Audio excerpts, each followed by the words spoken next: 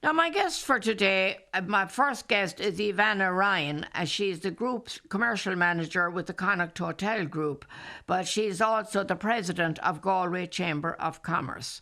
And she'll give us the rundown on the Galway Economic Monitor report that they have just released. So, good evening, Eveanna.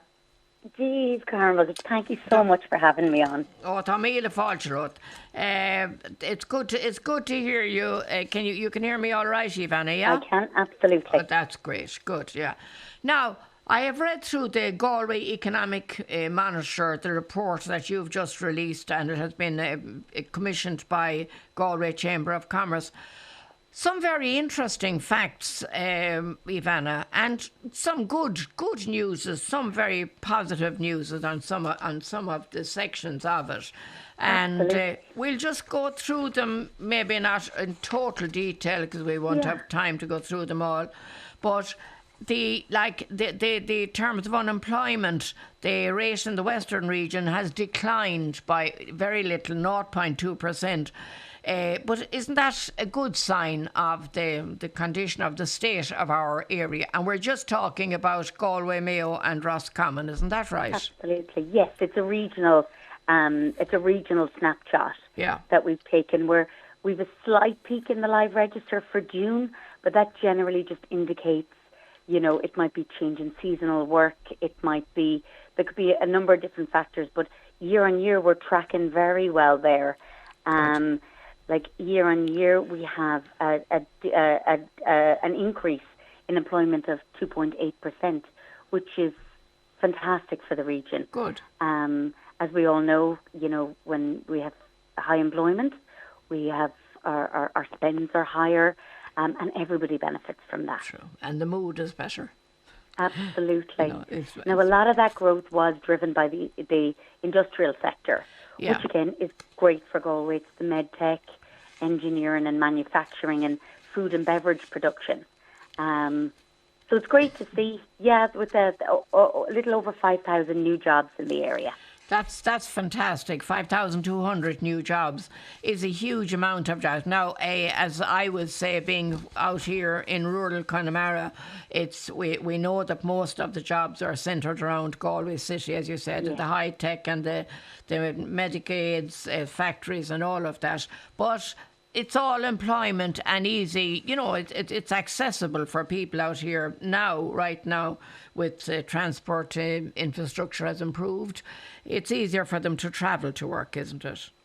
It absolutely is. And in fact, I spent an afternoon today in a very interesting working group, and we talked about, is it the 403 that comes in from Spiddal? That it is, it can be hard enough to get a seat on it. And that's amazing to see that, public infrastructure is being used.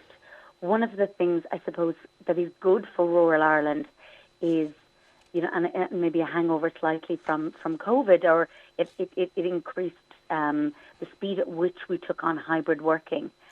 And I think we'll all agree, we all want to live in probably a little bit more remote areas, or a large chunk of us do. So actually we have people living within the rural areas who are able to work remotely, or maybe just come in 2 to 3 days a week. Or 1 or 2 days. Into the city. And work Absolutely. at home then. Yeah. But as always, the city feeds the counties and out to the regions. Yeah. But the transport the Galway public transport has reached a new peak in Q1. Is that regional? Did you find it regional transport, or is it city, or is it all? It's regional. It would be within the whole county. So it's, I suppose it's people travelling in on public transport from both the west and the east of the city. Yeah. And making their way into Galway. It's definitely, our sense of it is we have real growth in the tech communities within the city centre. Mm-hmm. And a lot of the younger tech employees are choosing public transport over, having cars. Yeah. They're more conscious environmentally, the cost of having a car on the road, and they're more used to public transport. A lot of them have lived or worked in European or global cities, or are not, long out of college and are used to public transport. Right. Whereas I suppose some of us, myself included, are probably a little bit more used to jumping into the car and the convenience of it. So it's great to see that the growth in the usage there. Yeah, but you know, another factor really that does really influence people's method of transport is the cost of parking. If you're travelling, just travelling into the city or those cities, the parking fees and the trouble to get parking sometimes is something that puts you off bringing your car. Which is a good thing. It's a good. It's a good and a bad both thing, ways. you know. Yeah. There's definitely been points I even feel myself over the last couple of months where it's been difficult to get parking during the day if I go into town. Yes. Which is I'm based out in the Connacht Hotel, which now encourages me to take the 406 into town. Yeah. Directly outside the front door of the Connacht Hotel. So again, I think we've always said this with the Galway transportation strategy. There are big infrastructural elements that need to happen, but there's also a habit piece that needs to be worked on. Yeah. Getting us all used to taking public transport, even if it is a couple of times a week or for certain things that we do. But it's great to see. Either way, it's great to see. And you can see then that the road traffic volumes have only increased very, very slightly. That's in right. July. Yeah, only 0.8. The year-on-year percentage is only 0.8%. Which is very, very minimal. Which is great because more and more people actually have cars, so that's it, absolutely. they're using them very practically, I think. Mm-hmm. Yeah, which is good, which is great. Which is because, great. the road traffic volume increased in July, but that's, year on year, that's to be expected with tourists. With tourism, absolutely. But great to see that the peak times have seen decline. Yeah. Now, Well, that's true. They're only slight, but it's going in the right direction. Yeah. And peak times really would be working people using their cars, wouldn't it? It's coming in the mornings. Yeah. But even anecdotally, I find myself where I drive up from Limerick every day. And it used to be almost the longest part of my journey. You can't be doing that, Eveanna. You're not allowed to do that anymore. No. And this is it, absolutely. And, I do as much as I can try to take public transport. We need to improve the Limerick to Galway route. Yeah, that's right. And I do get to work from home a couple of days a week now, which is great. Not too bad. But I'm not hitting the same level of congestion as you come in on the M6 as I would have. I've lived in Ballinasloe most of my life. Yeah. And 10 years there coming into Galway, and it was 40 minutes to get from the M6 in. Not feeling that at the moment, and I hasten to say it, and I touch wood, that it comes back, but we'll take it while we can. Yeah, good.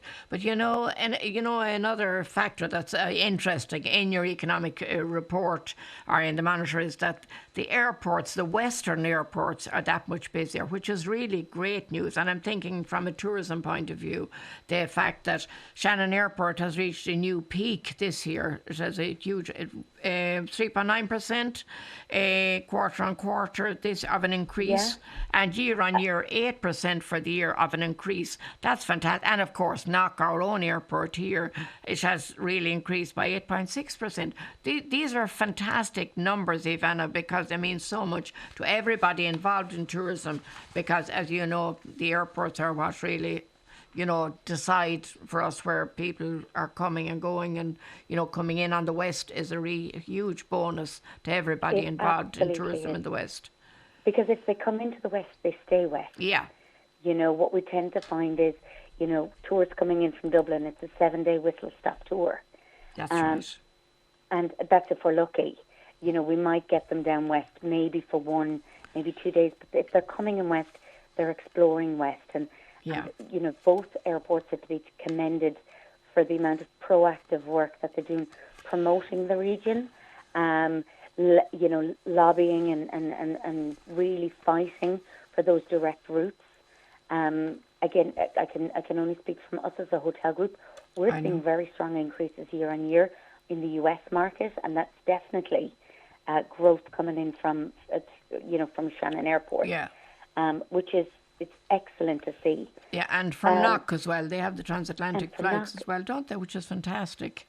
They've got some great routes coming in there now, which is like Knock have had growth, as you said, 16% year on year. Yeah. So definitely to be commended, and love to see those figures continue to grow and grow, because as we all know,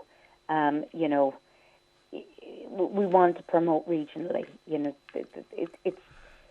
I always say, a lot of, particularly the UK market, they come into Dublin, they land in Temple Bar, and they fly back out. They do. It's not, it's the regions that people need to experience. That's the authentic experience. Gosh, yeah.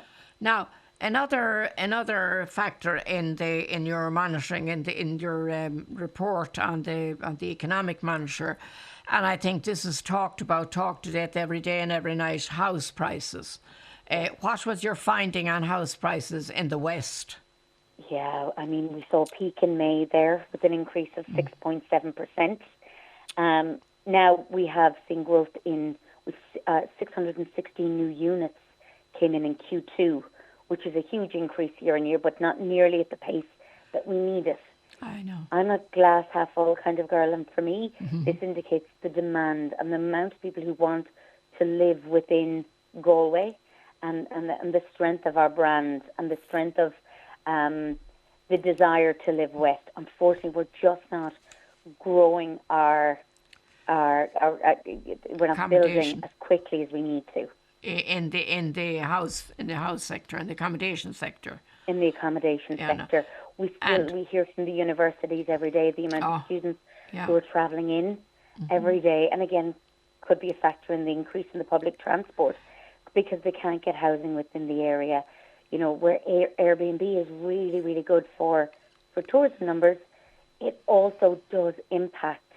Those short lets have taken a chunk of rental houses out of the market, and it definitely impacts. And it impacts, from our point of view, it impacts the hospitality industry, because affordable rents, within the hospitality sector, we need to be able to offer affordable rents within the city limits, and it's a challenge.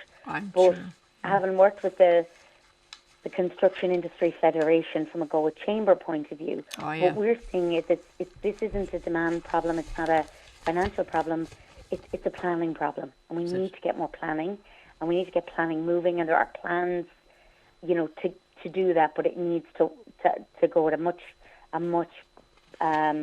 the pace needs to really increase there.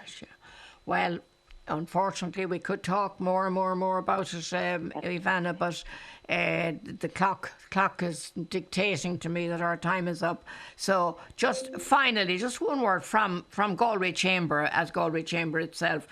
What do you think the outlook is for the tourism season, just for tourist numbers alone for this season? For the tourism season, what we found is the markets have changed. The domestic market is tracking way back, and particularly the family markets. Yeah. Although other markets, as I said, growth in the US markets, the level of events that we have on within the city that is feeding the county, what we are finding is we're holding numbers, but not at the same rates that we had seen last year. Last year we saw peak demand, peak.